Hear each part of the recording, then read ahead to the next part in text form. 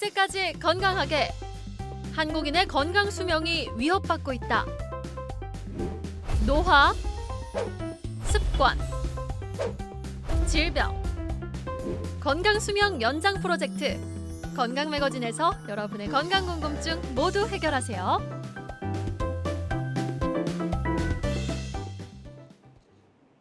네, 오늘의 건강 닥터죠. 나와 내 가족의 건강 지킴이 김상현 원장과 함께 이야기 나눠보겠습니다. 안녕하세요. 안녕하세요. 네, 원장님 반갑습니다. 자, 오늘의 주제가 손, 팔 그리고 손가락입니다. 워낙에 우리가 많이 쓰는 이제 관절이고 부위다 네. 보니까 당연히 불편한 경우도 참 많을 것 같다는 생각이 들어요. 예, 참 많죠. 외래 오시는 분들 중에 이제 손이 저리다, 네. 손이 따끔거려요, 어, 뭐 손이 우리합니다. 이런 분들 굉장히 많으시고요. 네. 이렇게 많이 오시는 분들 중에 그 증상을 보면 이게 천천히 시작되시는 분들도 있고, 그다음에 이게 굉장히 급속도로 진행돼서 오시는 분들도 계시고, 또 이게 한국 사람들 표현상의 문제인데 굉장히 그 표현이 다양합니다. 뭐 예를 들면 후춧가루를 뿌려놓은 것 같다 이렇게 얘기하시는 분도 계시고, 굉장히 좀 디테일하네요. 그렇죠. 뭐 네. 바늘로 콕콕콕콕 찌르는 것 같다. 네. 뭐 전기가 오는 것 같다. 뭐 굉장히 많은 그런 표현법들이 있습니다. 그것도 사투리까지 포함되면은 굉장히 그 범위가 다양해서 네. 의사의 해석상 굉장히 주의를 요하는 그런 증상이기도 하죠. 네. 그리고 이게 어떤 과 선생님이 처음에 만나서 이야기를 듣느냐에 따라서도 또 다릅니다. 예를 들면은 내과 선생님 같으신 경우는 손절이다 그러면 제일 많이 만나는 분들은 당뇨 질환이 있거나 갑상선 질환이 있는 분들이 손절인 게 많으세요. 이제 그런 분들을 많이 만날 거고, 신경과 선생님들 같으신 경우는 말초신경염 환자분들을 굉장히 많이 만나게 되십니다. 네. 그런 것처럼 저희 같은 신경외과나 정형외과 같은 선생님들은 말초신경 포착증후군이라든가 네. 디스크 같은 어떤 환자분들을 많이 뵙게 되고, 그다음에 혈관외과 선생님들은 동맥이나 정맥 질환 때문에 저리시는 분들도 굉장히 많이 있게 됩니다. 네, 좋습니다. 자, 그래서 팔이나 손가락의 통증과 저림이 도대체 왜 오는지 오늘 좀 구체적으로 알아보도록 할게요, 원장님. 예. 막연하게 그 환자분들이 제일 많이 그 이야기를 하시는 거는 피가 안 통해서 그렇다. 저리는 느낌이. 그렇죠. 네. 저린다. 그래서 내가 혈액순환이 안 좋나? 이런 말씀을 참 많이 하세요. 그렇게 생각할 수 있죠. 예. 예. 근데 실제로는 그런 현상도 일단 많지만 우리가 주로 우리 몸을 구성하고 있는 신경이라든가 관절이라든가 연골이라든가 뼈라든가 힘줄이라든가 모든 부분에 문제가 생겼을 때 전부 다 저림 증상이 일정 정도는 다 나타날 수가 있습니다. 그렇군요. 예. 예. 따라서 이 원인 자체도 하나의 원인 때문에 저린 경우도 있고 복합적인 원인 때문에 저린 경우도 있습니다. 그리고 이게 감각 이상하고 동반되는 분도 많으세요. 예를 들면 저리기도 하는데 실제로 만져보면 감각이 떨어진다고 얘기하시는 분들도 실제로 많이 계십니다. 네. 그래서 또 똑같은 손저림인데 눌린 위치는 전혀 다른 현상들도 있을 수 있어서 예. 반드시 전문의의 감별을 좀 받아야 되는 그런 상황이 되는 경우가 많습니다. 그렇군요. 그 원인을 찾는 게 참 쉽지 않을 것 같다라는 생각이 좀 들거든요. 예. 다음 PPT 보면서 조금 더 설명을 들어볼게요. 예, 그렇죠. 예. 그럼 예를 들면 우리 몸에는 항상 조기 경보 시스템이 있습니다. 오. 이 조기 경보 시스템이 거의 안 들어가 있는 데가 없죠. 그게 신경입니다. 네. 이 신경은 연골이나 관절, 뼈, 힘줄 모든 부분에 다 들어가 있고요. 심지어는 혈관에도 들어가 있습니다.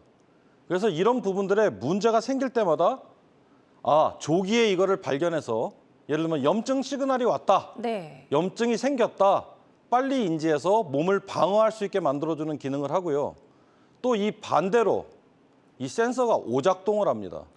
그럴 수도 있겠죠. 예, 나는 배를 누르지도 않았는데 자꾸 벨이 눌리는 거죠. 아. 그것 때문에 병이 되는 현상도 제법 많이 나타날 수가 있습니다. 네. 그래서 예를 들면 우리 집에 수도에서 물이 새는데 도대체 파이프의 어느 부분에서 새는 거야? 이런 걸 찾듯이 신경이 문제가 있는데 어느 부분에 문제가 있는 거야를 찾는 게 감별 진단의 핵심이라고 할 수가 있겠습니다. 그런데요. 참 원장님 너무 힘든 일 하신다는 생각이 갑자기 문득 들었습니다. 예, 매우 그 어렵습니다. 원인을 찾는 게 참 쉽지 않을 것 같다는 생각이 들고요. 예, 예. 이렇게 팔이나 손, 손가락 등에서 이제 그 경보음이 울리듯이 신호가 오는 거잖아요. 몸에 네. 이상이 있다라고 신호를 보내면 어떤 증상들이 나타나는지 시작할 때 좀 간단하게 이야기해 주셨는데 저림 증상도 있다고 말씀하셨고요. 예, 맞습니다. 보통 환자들이 가장 많이 호소하는 증상은 어떤 거죠? 이게 간단하게 얘기하면 두 가지입니다. 네. 아프다, 아프다, 저리다. 저리다. 예, 이 두 가지가 아픈 쪽이 많은 건지 저린 쪽이 많은 건지 섞여 있습니다, 항상.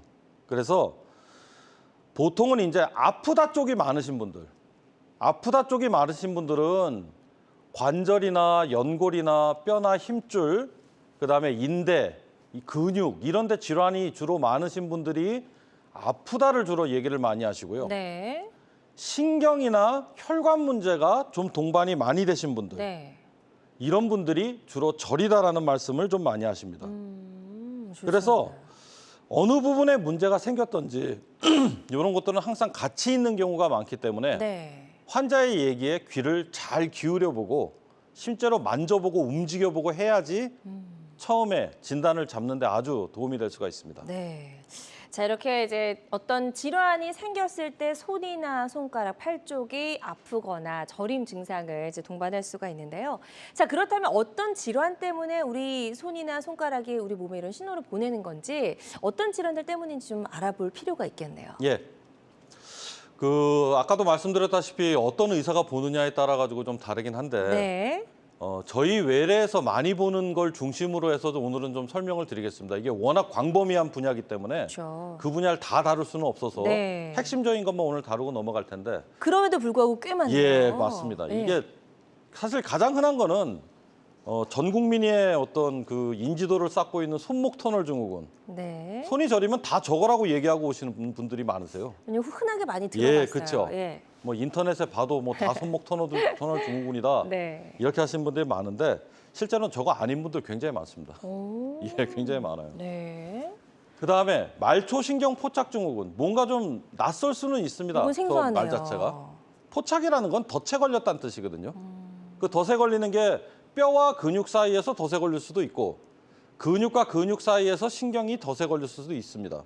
그래서 저런 증후군들이 꽤 많고 그다음에 방아쇠 손가락 증후군이라고 해서 힘줄이 걸리는데 저것도 오래 지속이 되면은 주변의 신경에 영향을 줍니다. 네. 그래서 그런 증상들이 올 수도 있고 그다음에 뭐 테니스 엘보우 뭐 많이 알고 계실 많이 겁니다. 알죠. 테니스 엘보우 현상이 있는 사람들도 그 근처를 지나는 요골신경에 자극을 받아서 증상이 생길 수도 있고 네. 득게르뱅병이라고 그래가지고 이 엄지손가락 힘줄려 모시는 분들도 시간이 흐르면 주변을 지나가는 신경이 유착을 돼서 그 신경염 증상으로 인해서 손가락이 쩌릿거리는 증상들을 제법 많이 얘기하세요. 그다음에 손가락 관절염이 오래되거나 손목 관절염이 오래되신 분들도 주변 신경 자극 때문에 증상이 많이 오시는 경우가 있고 네. 또 이거 굉장히 흔한 거죠. 목 디스크. 예, 굉장히 흔합니다. 이게 저것 굉장히 때문에 힘들다고 하더라고요. 예, 손저림, 팔저림 오시는 분 많고 여기는 안 써 있지만 네. 뇌졸중 때문에도 손저림으로 오시는 분이 있습니다. 정말 많네요. 예, 이런 굉장히 많습니다. 예, 그게 이렇게 대충 저희 과에서 이제 보는 영역이죠. 네, 이렇게 질환이 다양하기 때문에 정말 어떤 질환인지 정확하게 파악을 해야지만 정확한 치료가 가능할 것 같은데요. 지금 방송 보고 계신 분들 중에서도 손이나 손가락, 팔 등에 이제 불편함이 있어서 방송 보고 계신 분들 많으시리라 생각이 듭니다. 아직 병원에는 가보지 않았는데 혹시 나는 어떤 질환 때문에 이런 통증이 있는 건지 궁금하시다면 병원 가시기 전에 한번 상담 전화 주셔서 상담을 받아보시는 건 어떨까 싶네요. 02-6677-0012번, 02-6677-0012번 상담 전화 활짝 열려 있습니다. 지금 이제 대표적인 질환이다라고 말씀해 주셨는데도 불구하고 굉장히 이제 여러 가지거든요. 예. 질환별로 구체적인 증상 하나씩 조금 더 상세하게 알아보도록 하겠습니다. 먼저 첫 번째 손목 터널 증후군부터 좀 알아볼까요? 예, 손목 터널 증후군이라고 하는 것은 손 숫자, 뿌리 근자, 손의 뿌리에 있는 영역입니다. 네. 이 부분에 정중신경이라고 하는 신경이 지나가는데 이 신경을 잡아주고 있는 횡수근 인대라고 하는 힘줄이 두꺼워지면 이 신경을 이 부분에서 누르게 돼서 요렇게 세 개입니다. 손바닥 쪽으로 3개 손가락이 상당히 저려지는 현상이 나타나고 심지어는 4번째 손가락 안쪽까지도 저린 현상이 생기죠. 이 증상이 나타나는 사람을 손목 터널 증후군이라고 이야기를 합니다. 네. 그래서 이게 증상이 심해지시는 분들은 보통 밤에 심해집니다. 자다가 일어나가지고 아유 손이 이거 왜 이렇게 저리냐 막 손을 털어보기도 하고 찬물에 담가보기도 하고 뜨거운 물에 담가보기도 하고 이런 막 통증을 피하려고 하는 이런 동작을 굉장히 많이 하게 됐어요. 그래서 굉장히 고통스럽죠. 그래서 심한 분들은 정말 아프다고 호소를 많이 하십니다.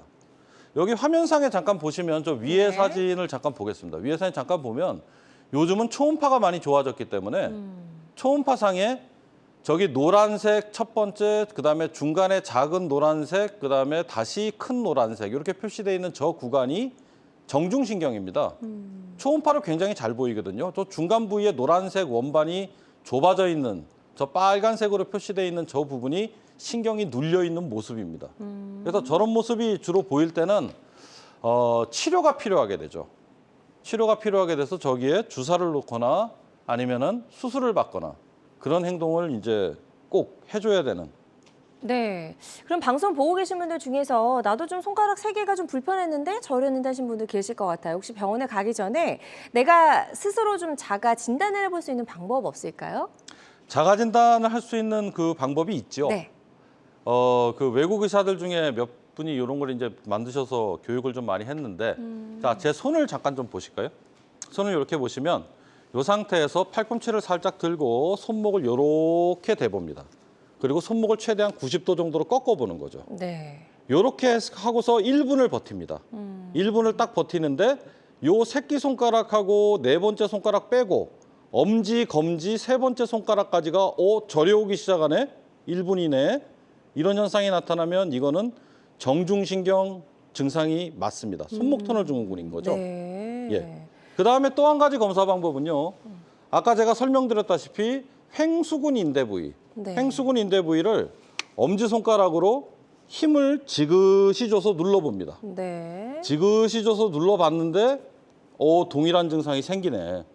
다시 저려오네 여기가. 아, 저림 증상. 그렇죠. 저림 증상이 생기거나 네네네. 하면 이거는 분명히 정중신경 증상이 있는 걸로 의심이 됩니다. 아, 그렇군요. 따라서 이런 게 이제 있다. 병원 가셔야죠. 병원 가서 선생님이 좀 어떻게 좀 해결 좀 해봅시다. 그러니까요. 상의를 하셔야죠, 이거는. 사실 저림 증상은 크게 막 통증이 아니라고 느껴지기 때문에 또 이러다 말겠지 네. 하고 병원을 찾지 않는 분들 굉장히 많으신데요. 네네. 그러다 보면 치료 시기도 놓칠 수 있을 것 같으니까요. 예. 근데 이제 그 정도 분들은 병원에 아직 도착을 안 하셨고요. 이미 이제 상당한 어떤 증상이 나타날 정도로 진행이 된 분들이 그렇죠. 병원에 오시게 됩니다. 그래서 맞아요. 예. 사실은 불도 불씨가 작을 때 끄는 게 좋거든요. 잘 꺼지잖아요. 네, 맞습니다. 예. 그래서 초반에 뭐 약 먹고 고정 정도 해줘도 좋아지시는 분들이 어, 굳이 이걸 갖다 주사를 맞아야 되고 네. 또 심지어는 수술까지 받아야 되는 경우가 왕왕 있으니 그러니까요. 빨리 병원에 가셔서 전문의 선생님하고 상의를 해보시는 게 가장 좋죠. 네, 네. 좋습니다. 지금 이제 자가 진단하는 방법도 알려주셨거든요. 한번 잘 해보시고 나 좀 저린데 이상한데 라는 생각이 드신다면 상담 전화 먼저 주셔도 좋고 또 빠르게 전문 병원을 찾아가셔서 검사를 받아보시고 치료 받으시는 게 좋을 것 같습니다. 026677-0012번 상담 전화 계속해서 활짝 열려 있고요. 이게 이제 손목 터널 증후군이라고 하셨기 때문에 터널이 있는 곳이라면 다들 이런 증후군이 좀 있을 수가 있을 것 같은데요. 뭐 팔꿈치라든지 어떤가요? 맞습니다. 예. 그러니까 포착증후군이라는 건 어디를 통과하는데 그 터널이 좁아지는 현상을 이야기하는 거거든요. 네. 터널이 좁아지는 현상이 만약에 나타날 수 있는 곳이 우리 몸에 몇 군데나 있느냐? 굉장히 많습니다. 예, 굉장히 많습니다. 네. 그중에서 오늘 소개시켜드릴 몇 개만 제가 오늘 언급을 할 건데 그중에 또 대표적인 것이 하나가 요골 터널 증후군이라는 것이 있습니다. 네. 우리 엄지손가락 이렇게 딱 들고 있으면 네. 요쪽 뼈가 요골뼈입니다. 밑에 뼈가 척골뼈입니다. 네, 위에 자, 이쪽. 그러면 요골뼈 쪽에 쭉 따라 올라가서 팔꿈치 직전에 있는 요 근육, 요 근육에서 신경이 찡기는 현상을 얘기합니다. 그럼 어디가 저릴까요? 요 팔꿈치 요 얘가 주변. 저립니다. 예. 아, 엄지요. 예, 엄지, 검지 쪽으로 해서 손목 있는데도 많이 저리고 네. 심지어는 여기 밑에까지도 저리는 현상이 나타납니다. 그래서 치료를 받는 그런 분들을 보면 여기를 치료를 받고 계세요. 손등을. 예, 손등을 막 치료를 받고 계십니다. 안 낫죠? 잘못 짚었네요. 예. 근데 얘가 또 참 요망스러운 병인 게 이게 엑스레이 안 나옵니다, 잘. 그래서 이제 선생님은 엘보우입니다. 엘보우 초기 단계에 이게 잘 겹치거든요. 네. 그래서 엘보우 치료만 또 열심히 받고 있는데 이게 안 낫는 거죠. 안 났죠. 예. 예. 그래서 이제 이런 분들이 만약에 오게 되면 반드시 그 신경에 대한 치료를 꼭 해줘야 된다. 예, 그게 매우 중요하다. 그렇게 볼 수가 있습니다. 그래서 아까 제가 그 가르쳐드린 그 근육을 눌러봤는데 손 쪽으로 저림 증상이 생기신다거나 네. 아니면 그쪽 부위가 굉장히 많이 아프시다거나 그러시면은 이거 한번 의심해 볼 필요가 있습니다. 그리고 이거 잘 낫습니다, 생각보다. 치료가 예, 치료 잘 됩니다. 예, 좋습니다. 예, 예. 미루지 마시고 빨리 병원을 찾아가셔야 될 것 같고 요걸 지금 알려주셨고 팔꿈치 쪽도 있다면서요? 예, 팔꿈치 예. 쪽도 있습니다. 팔꿈치 쪽 같은 경우는 이렇게 팔을 들어서 봤을 때 안쪽 팔꿈치입니다, 선생님. 선생님들 혹시 그 버스 타고 가시다가 버스에서 이렇게 창가에 손을 딱 쿵 이렇게 찍었을 때 아야 손 저려 이렇게 한 경험이 아마 있어 보셨을 텐데요. 찌릿하거든요, 정조듯이. 그렇죠. 예. 예. 그 신경이 척골신경입니다. 네. 이 척골신경이 눌리는 위치는 여러 군데가 있는데 네. 제일 대표적인 게 저 그림에서 나와 있다시피 팔꿈치 부위. 저기 많이 눌리죠. 그다음에 우리 손목 안쪽에서도 많이 눌리게 됩니다. 그래서 보통 새끼손가락과 네 번째 손가락이 많이 저리는 현상이 나타나고 네. 나중에 많이 심하게 되면 이 손 모양이 똑바로 펴보십시오 그러면 구부리지를 못하기 때문에 손가락이 들리는 현상이 일어납니다. 이 정도 단계 되시는 분들은 마비가 오신 거기 때문에 이거는 수술 쪽으로 갈 수밖에 없습니다. 이렇게 됐다가 손가락을 똑바로 펴보라고 그러면 손이 들려버리죠. 이렇게. 필 수가 없습니다. 똑바로. 네. 이런 현상들이 생길 수 있습니다. 그러니까요. 그래서 이 정도까지 좀 병을 악화시키지 않도록 예. 지금 한번 방송 보시면서 아주 쉽게 설명해 주셨거든요. 진단하는 방법들. 한번 설명을 들어보시고 자가 진단도 조금 해보시고 조금 이상한데 하시는 분들은 일단 전화를 먼저 좀 주시고 상담 받아보시면 좋을 것 같습니다. 02-6677-0012번, 02-6677-0012번 상담 전화 활짝 열려 있고요. 오늘 첫 번째 전화 바로 연결해서 만나보도록 하겠습니다. 여보세요? 여보세요? 여보세요? 네, 여보세요. 네, 안녕하세요. 반갑습니다. 네, 네, 반갑습니다. 네, 전화 주셔서 감사드리고요. 전화 주신 분 연세가 어떻게 되시죠? 60대 후반입니다. 60대 후반이시고요. 지금 어디가 어떻게 불편하신지 원장님께 증상을 한번 설명 부탁드립니다. 네, 네. 오른쪽 손가락 두 번째니까 검지죠. 여보세요. 네, 네, 검지 말씀하세요. 손가락이요, 선생님. 네, 아니 오른쪽 손가락 두 번째니까 검지 손가락입니다, 예, 선생님. 요 손가락 말씀하시는 거죠? 예, 예, 예. 예. 검지 손가락이 좀 이래 묵직하고 통증이 가끔 있어가지고 네. 제가 컴퓨터를 갖다 지금도 계속 쓰고 있으니까 제 생각에 그런 것 좀 아닌가 싶은 생각은 들고요. 네. 그래서 제가 병원에 네네. 동네 의원에 가서 선생님 만나 진단을 받으니까 손 두 번 엑스레이 사진도 찍었습니다. 네. 근데 그 선생님 말씀이 인대가 늘어났다 말씀하시더라고요. 인대가 늘어났다. 예, 그래서 네. 물리치료를 갖다가 이렇게 바르는 약을 해가지고 좀 했었는데 큰 차도도 없고 이러다가 그냥 몇 번 가다가 지금 요즘 안 가고 있거든요. 예. 그러면 이게 저절로 낫는 건지 손가락 안 쓰면은 안 그러면은 서로 어떻게 계속 병원에 다녀야 되는 건지 좀 궁금합니다. 예, 선생님. 예. 선생님 혹시 저 밤에도 손가락이 굉장히 많이 저리십니까? 손가락 저리는 현상은 아예 없습니다. 없고, 저린 건 아예 없고요, 선생님. 예, 아예 없고 손가락에 통증이 네. 가끔 이제 이리 오고 그다음 손가락이 묵직하고 그렇습니다. 네. 선생님 그 손가락 마디가 이렇게 있다고 따지면 요 마디 있는 데가 좀 많이 아프세요? 끝에 마디입니까? 중간 마디십니까? 그러니까 손 쪽으로 제일 끝입니다. 요 끝마디 얘기하시는 거죠, 선생님? 아니 손가락 제일 끝이 아니고요. 손가락 안쪽으로. 예, 거기입니다. 여기 말씀하시는 거죠? 예. 네. 손가락 끝이 아니고요, 선생님. 네네. 그러니까 둘째 손가락의 안쪽으로. 여기 말씀하시는 겁니까? 예. 여기는 선생님 굴곡근이라고 그래가지고 손가락 쥐는 걸 이야기할 수가 있는데요. 선생님 혹시 손가락 걸리시는 거 있으십니까? 움직일 때?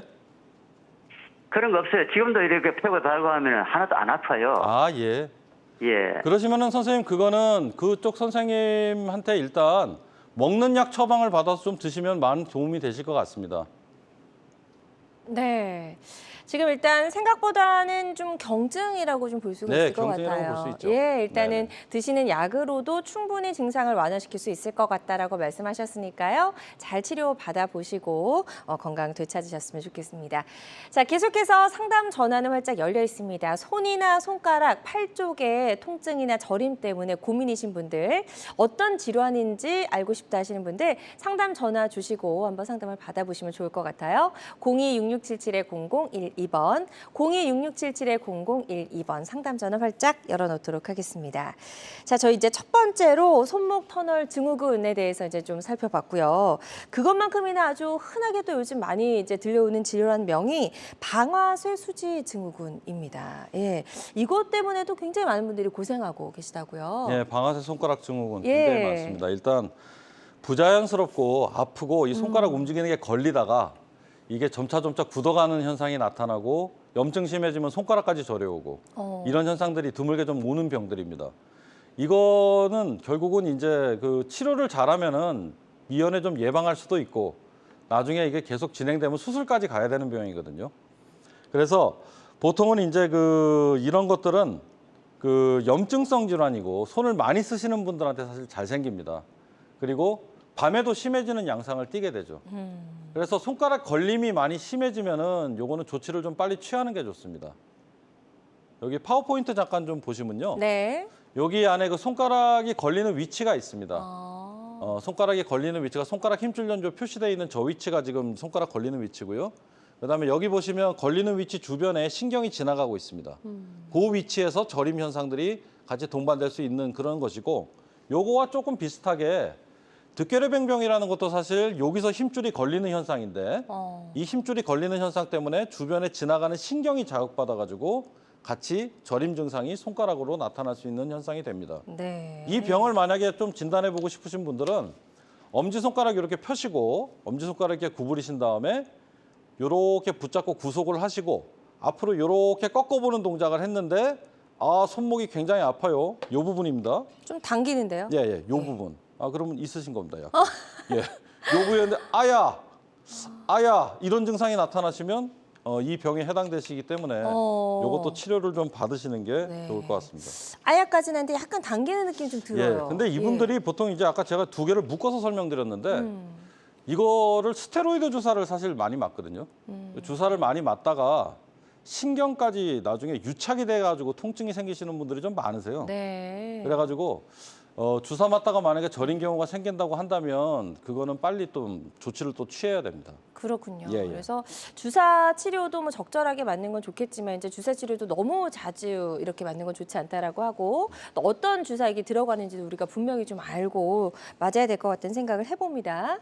자, 방아쇠 손가락 증후군 그리고 득괴르뱅병 아주 병명도 좀 어려운 이런 질환들 알아봤고요. 이 외에 또 이제 뭐 팔꿈치 엘보 이런 것 때문에도 예, 손이나 많죠. 손가락 통증이 오잖아요. 예. 보통 이제 대표적인 게 엘보우입니다. 우리 많이 알고 있는 이제 테니스 엘보우. 이 병명 모르시는 분 거의 없으실 것 같은데요. 맞아요. 예. 엘보우는 보통 이제 딱 놓고 따지면 요 팔꿈치 접히는 요 위치가 사실 굉장히 많이 아픈 걸 이야기를 하고 이 아픈 거가 생길 때 우리가 손목을 뒤로 이렇게 젖힐 때 사용하는 요 근육이 많이 뭉쳐서 잡아 당기는 현상 때문에 요 힘줄이 자꾸만 다치는 거거든요. 네. 그때 이 근육도 또 뭉치게 돼서 요로 지나가는 신경을 자꾸만 또 이 속에서 누르게 됩니다. 그러니까 엘보우도 같이 있으면서 저림 증상도 같이 동반이 되는 거죠. 네. 이런 경우는 결국은 이제 어느 쪽이 심한 거냐, 지금 힘줄 쪽이 심한 거냐, 아니면 신경 쪽이 심한 거냐, 거기에 관점을 맞추고 우선순위를 둬서 치료 방법을 정해서 치료를 하는 게 좋을 것 같습니다. 네. 자, 그리고 팔이 또 이제 팔 쪽이 좀 당긴다 할 때 목 디스크도 좀 많이들 예, 의심을 굉장히 해보잖아요. 예. 실제로는 이제 나 저리니까 디스크 아닙니까? 이래가지고 오시는 분들이 굉장히 많으신데요. 네. 이것도 다른 분들도 많이 이제 정보를 제공하셨을 테니까 저는 간단한 거 오늘 하나 좀 말씀드리겠습니다. 네. 아픈 쪽으로 예를 들면 내가 지금 오른팔이 저립니다. 네. 오른팔이 저리면 오른쪽으로 고개를 돌리시고 뒤로 목을 젖혔을 때 손저림 증상이 심해진다. 이러면 사실 디스크일 가능성이 굉장히 많습니다. 아픈 쪽으로 네, 맞습니다. 돌리고 뒤로 젖혔을 때. 네네. 예. 근데 그 동작을 했는데 안 저린데요. 더 저리는 게 심해지지 않는데요. 이러면은 이거 디스크 아닐 가능성 많습니다. 다만 MRI 찍었는데 디스크 있더라. 있는데 걔는 범인 아닐 가능성 많습니다. 디스크가 있다고 해서 무조건 통증이 있는 건 아니죠? 예, 당연하죠. 그렇군요. 저도 디스크가 목에 2개, 허리에 3개 있습니다. 많이 증상 가지고 없습니다, 계시네요? 저는. 아, 그러니까 무증상성 디스크는 그냥 흰머리, 주름살 같은 겁니다. 자연스럽게 올 수 있는 예, 거니까. 노화 현상이죠. 예. 걔가 말썽을 일으킬 때만 증상을 일으키는 거기 때문에 네. 굳이 디스크 있다고 다 겁나지 않으셔도 되고 그렇군요. 오늘 요 얘기하면서 꼭 좀 드려야 될 게 그러면 네. 이렇게 저린 증상이 앞서 말씀드린 그런 질환에만 올 수 있는 거냐? 아닙니다. 제가 신경외과 의사이기 때문에 꼭 말씀드릴 수 있는 거는 나중에 기회 되면 한번 말씀드리겠지만 뇌졸중 때문에도 올 수 있습니다. 뇌졸중 전조 증상으로 손저림 전조 간과하시면 안 됩니다. 예, 좋습니다. 오늘 저에게 아주 좀 경고성의 이런 말씀을 좀 잘 해주고 계신데요. 우리 몸이 주는 신호에 우리가 조금 더 민감하고 예민하게 반응을 해야 될 것 같다는 생각을 해봅니다. 자, 건강 매거진 함께하고 계십니다. 김상현 원장과 함께하고 있고요. 손, 손가락, 팔 저림과 통증을 유발하는 다양한 질환들 알아보고 있습니다. 궁금한 점 있는 분들은 상담 전화 주시고요. 026677-0012번 상담 전화 발작 열려 있습니다. 여러분은 지금 우리 가족 건강 지킴이 건강 매거진과 함께하고 계십니다.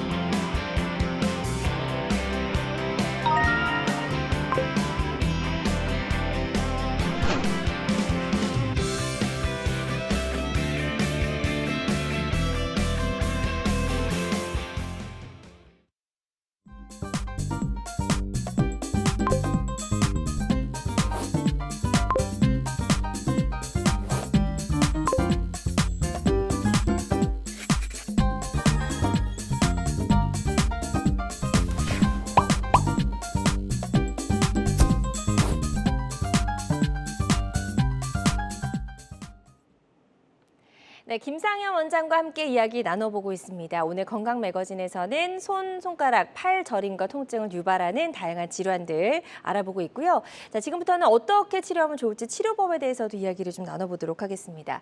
혹시 말씀드린 증상으로 고생하고 계시거나 고민 있는 분들은요, 상담 전화 주시면 되겠고요. 026677-0012번 상담 전화 활짝 열려 있습니다. 많은 분들이 전화 상담 접수를 해주고 계신데요. 접수 상황 잠시 살펴보도록 하겠습니다. 첫 번째 61세 여성분이 또 이런 사연을 주셨어요. 손목 통증과 손가락 저림이 있는데 이유와 치료 방법이 궁금합니다. 라고 말씀해 주셨네요. 간단하게 좀 상담 도와주실까요? 예, 손목 통증이 있고 네. 손가락 저림이 있다. 네. 예, 뭔가 신경이 좀 눌린 것 같은 그런 생각이 좀 많이 듭니다. 네네네. 그러면 이럴 때는 이제 신경이 정말 눌렸는지를 보는 거는 신경은 그 분포 영역이 있기 때문에 그 분포하는 영역에 따른 게 맞는지를 봐야 됩니다. 네. 그래서 우리가 보통 손으로 내려오는 신경이 정중신경, 요골신경, 척골신경 3개가 있습니다. 그래서 저는 보통 환자분들께 그렇게 말씀드리는데요. 손바닥 쪽으로 3개가 저리세요? 아니면 손바닥 쪽으로 2개가 저리세요? 아니면 손등 쪽으로 3개가 저리세요? 이렇게 여쭤봅니다. 이 규칙에 대충 맞네? 그러면 이건 정말 신경 눌린 거 맞습니다. 네. 그렇군요. 마술하시는 줄 알았어요. 정말 이렇게 아, 아주 예. 명쾌하게 말씀해 주셔가지고 너무 도움이 많이 되실 것 같습니다. 일단 신경 눌림이 좀 의심이 된다라고 하셨으니까요. 전문 병원에서 한번 정확하게 검사를 받아보시는 게 좋을 것 같고요. 다음 사연도 살펴보도록 하겠습니다. 50대 여성분이시고요. 방아, 쇠, 손가락 증후군이 심한데 수술 후에 바로 일을 할 수 있나요? 라고 질문을 주셨네요.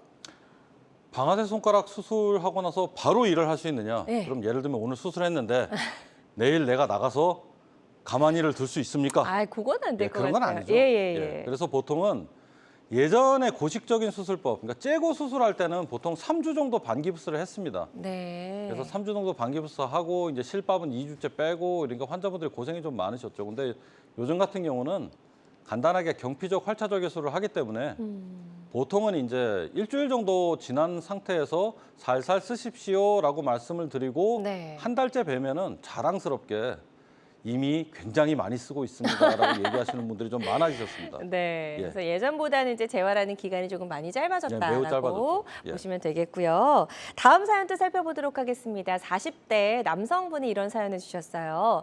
석 달 넘게 테니스 엘보로 치료를 받고 있는데 효과가 없습니다.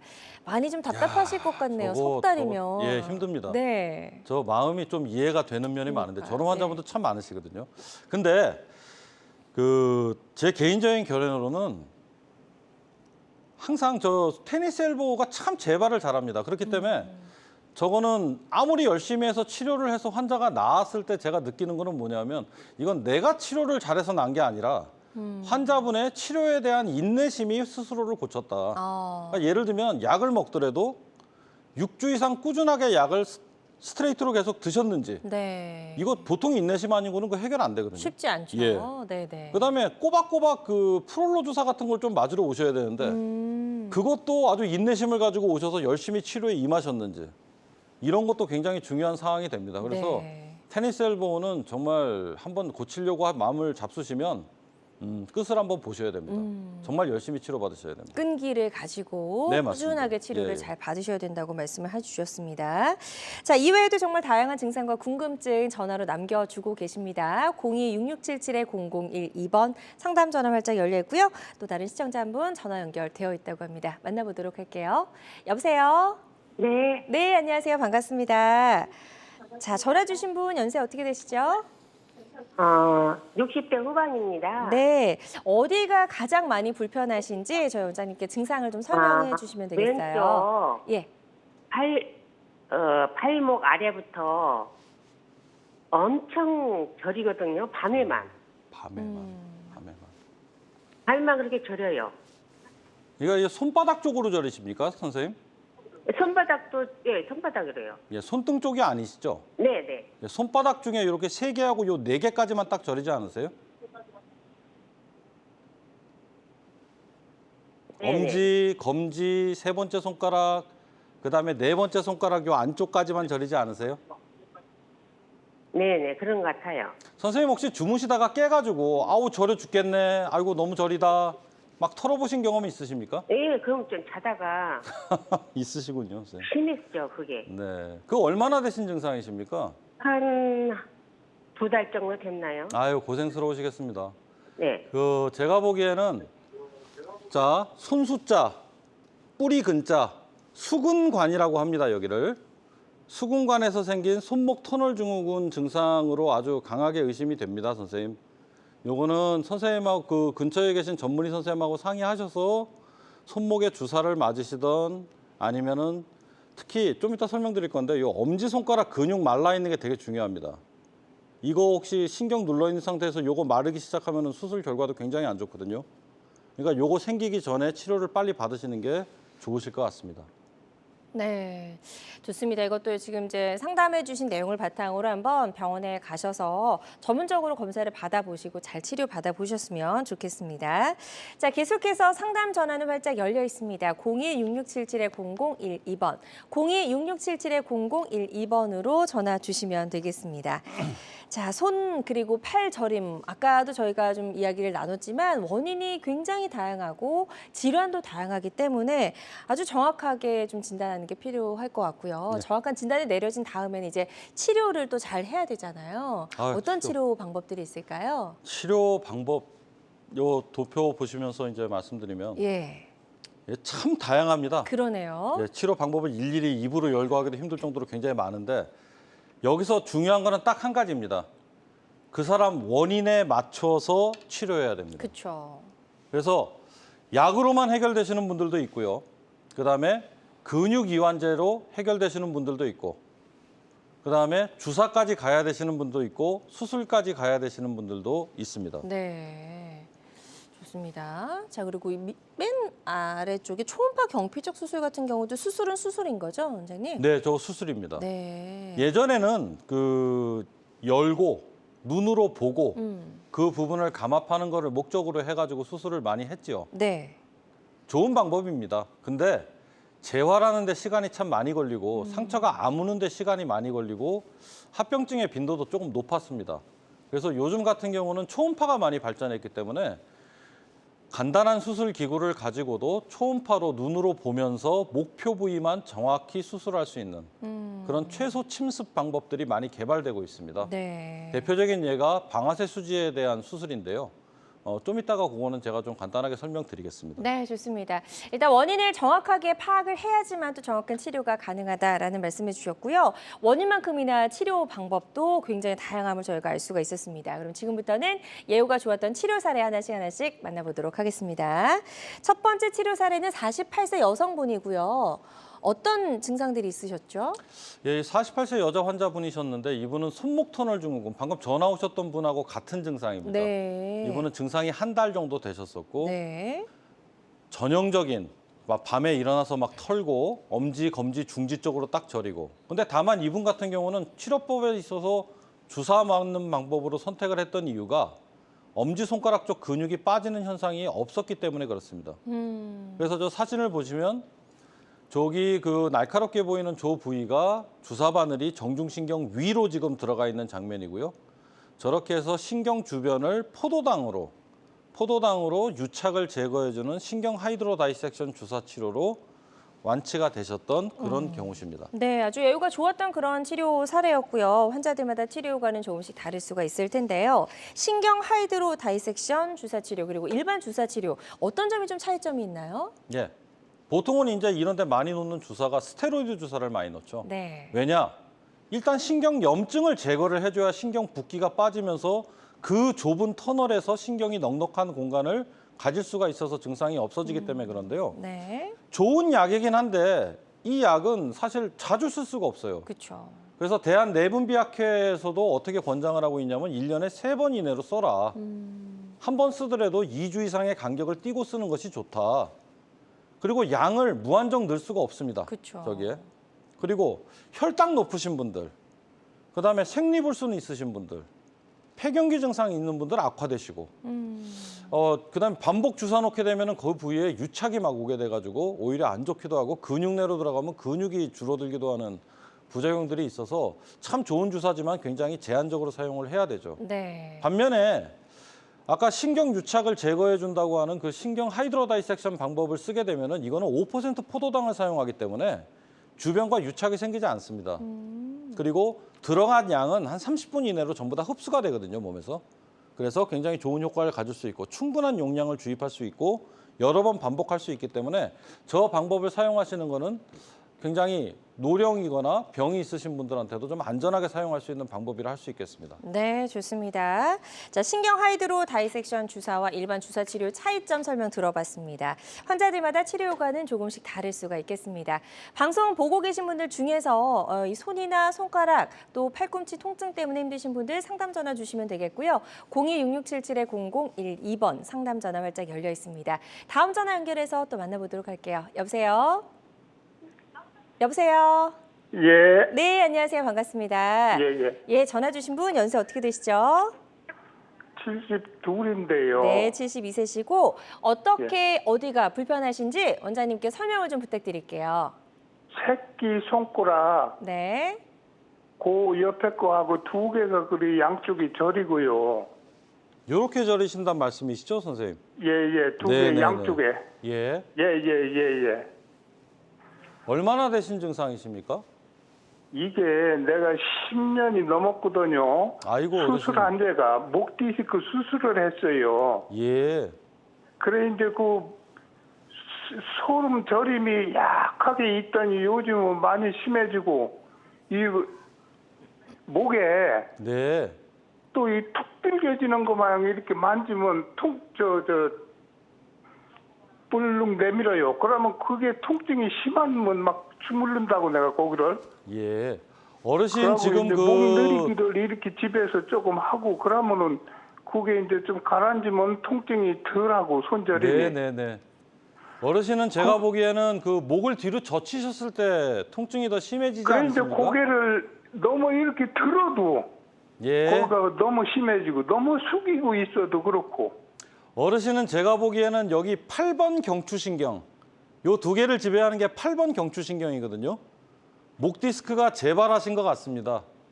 요거는 그렇죠. MRI 찍으시고 예. 척추외과 선생님하고 상담을 꼭 해보셔야 될 것 같습니다. 치료받으시면 많이 좋아지실 것 같습니다.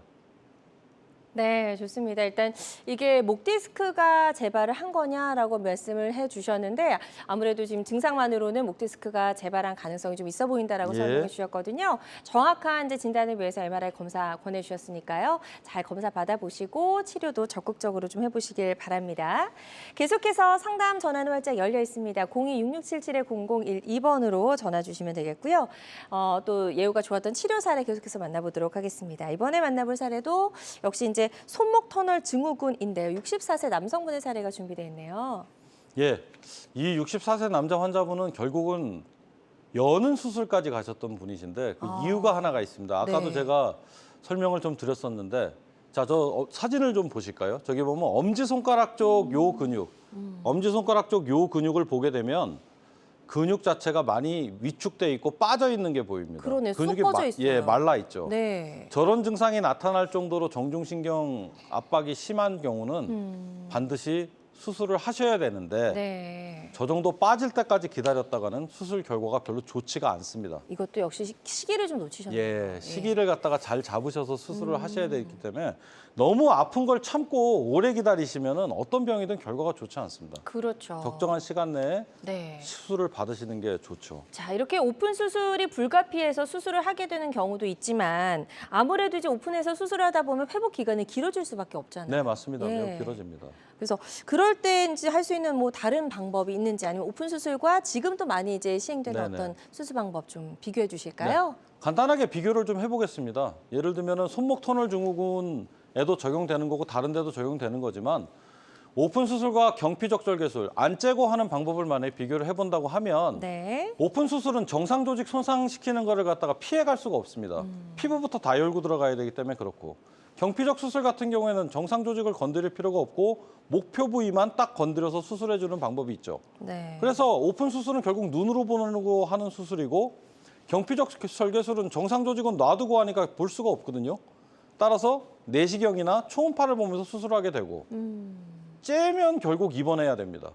그 정도 오래 해야 됩니다. 실밥도 제거해야 되는 경우가 많죠. 그쵸. 그리고 회복기간 길고 반면에 그렇지 않은 경피적 수술 같은 경우는 수술도 간단하고 입원 불필요하고 국소 맞춤만 가지고도 되고 회복 빠르고 이런 장점들이 있어서 아마 향후에는 대세가 이런 쪽으로 수술이 많이 흐르지 않을까 싶습니다. 네, 좋습니다. 오픈 수술과 경피적 절개술 간단하게 좀 비교를 해주셨습니다. 환자들마다 치료 효과는 조금씩 차이가 있을 수가 있겠고요. 어떤 치료든 치료 방법을 결정하기 전에 신중을 기해한다는 점 꼭 기억해 주시길 바랍니다. 자, 건강 매거진 함께하고 계십니다. 김상현 원장과 함께하고 있고요. 감별 진단과 맞춤 치료가 중요한 손, 손가락, 팔 저림 통증을 치료하는 방법들 알아보고 있습니다. 상담 전화 오늘 상당히 많이 걸려오고 있는데요. 02-6677-0012번으로 전화 주시면 되겠고요. 다음 전화 연결해서 만나보도록 하겠습니다. 여보세요?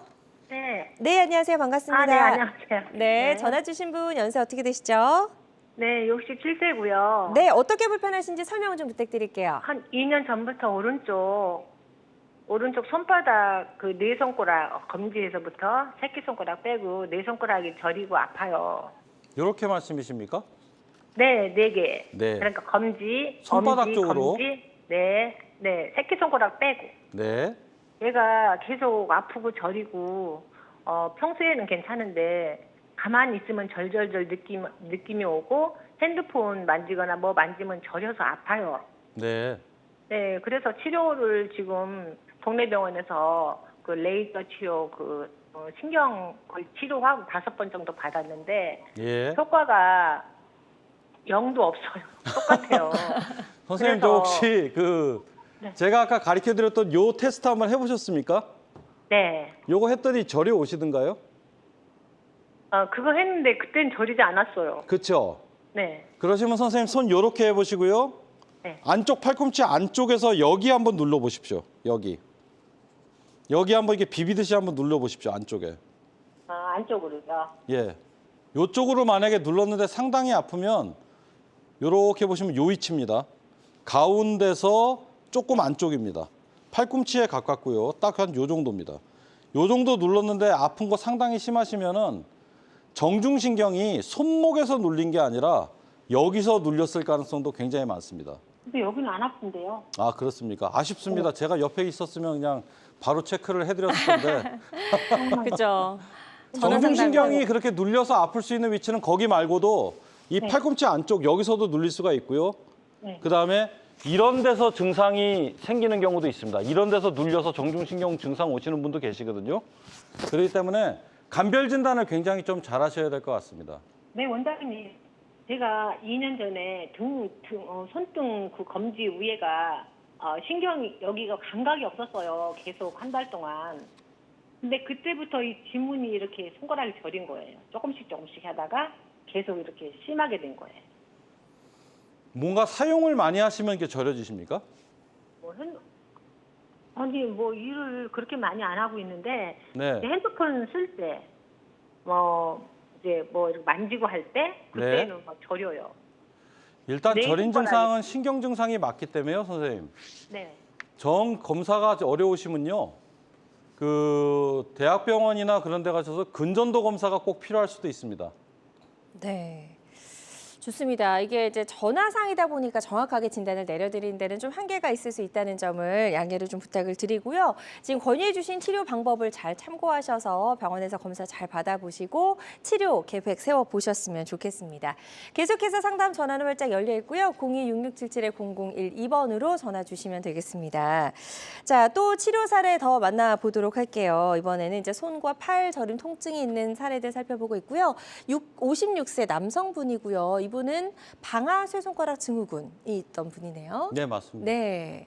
보통은 이제 방아쇠 손가락으로 오시는 분들은 손가락이 걸리는 것 때문에 많이 옵니다. 근데 손가락이 펴지질 않아요. 아침만 되면은 손가락이 걸려서 안 펴져서 내 손가락으로 펴야 됩니다.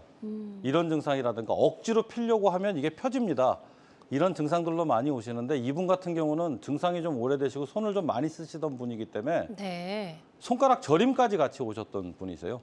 그래서 이제 이분 같은 경우는 요 초음파 사진을 보게 되면 저 노란색 표시로 되어 있는 저 부분이 그 굴곡근, 힘줄을 갖다가 눌러주고 잡아주는 활차에 해당되는 부분이고 네네네. 그 밑에 강물처럼 흘러가고 있는 저것이 손가락을 구부릴 때 사용하는 힘줄이 되겠습니다. 네. 저 힘줄에 빨간색 표시로 되어 있는 두께와 연두색으로 되어 있는 표시의 두께를 보면 빨간색 쪽이 훨씬 더 두꺼운 걸로 보이거든요. 그러네요. 저 부분이 저 노란색 부분을 통과하면서 자꾸만 걸리게 되는 현상이 일어나는 게 방아쇠 손가락 증후군이고 거의 대부분 주사로서 많이 좋아지기는 합니다만 주사 맞고 한 2개월에서 한 6개월 되면 다시 재발을 하시거든요. 그래서 결국은 수술까지 가게 되는 병입니다. 근데 어쨌든 이분은 수술을 받고 결과가 좋으셨는데 그 수술 방법 자체가 째고 하지는 않는 수술. 그래서 회복도 굉장히 빠르셨던 그런 분이셨죠. 네, 좋습니다. 예후가 좋았던 그런 치료 사례를 만나봤고요. 이렇게 김상희 원장님과 이야기를 나눠보다 보니까요. 어느덧 이제 저희 방송 마무리할 시간이 좀 됐습니다. 그래서 마지막 질문을 좀 드려야 될 것 같은데요. 이렇게 손이나 손가락, 팔 저림, 통증이 있는 환자분들이 치료를 앞두고 계실 텐데 그 치료를 앞두고 환자가 반드시 알아야 할 주의사항이 있다면 어떤 게 있을까요? 일단은 저기 감별 진단이 일단 제일 중요합니다. 감별 진단이 제일 중요하고 네. 그 감별 진단을 함에 있어서는 의사 선생님한테 본인 정보를 잘 전달을 해줘야 됩니다. 그렇죠. 그리고 이런 것까지 얘기를 해야 되나 이런 마음을 갖지 마시고 네. 본인이 짚히시는 문제에 대해서는 세세하게 전달을 해주셔야 그 손저림의 원인이 되는 말초신경 압박 증후군에 대한 감별하기가 굉장히 좋아집니다. 그래서 의사 선생님하고 친해지세요. 그게 제일 좋습니다. 네, 좋습니다. 자, 모든 치료법에는 부작용이 따를 수 있고요. 개인마다 치료 효과가 다르다는 점, 또 전문의와의 상담을 통해서 적절한 치료를 받는 것이 가장 좋은 선택이라는 점 꼭 기억해 주셨으면 좋겠습니다. 지금까지 김상희 원장과 함께 이야기 나눠봤습니다. 원장님, 오늘 말씀 잘 들었습니다. 고맙습니다. 네, 감사합니다. 자, 여러분의 건강 장수 파트너 건강 매거진 실시간 시청자 상담은 생방송 도중에만 가능합니다. 이 점 꼭 기억해 주시고요. 오늘 방송을 놓쳐서 좀 아쉽다는 분들은요. 유튜브에서 다시 보기가 가능합니다. 유튜브에서 건강엔 한경, 건강엔 한경을 검색하시고 유튜브도 많이 놀러와 주시기 바랍니다. 고맙습니다.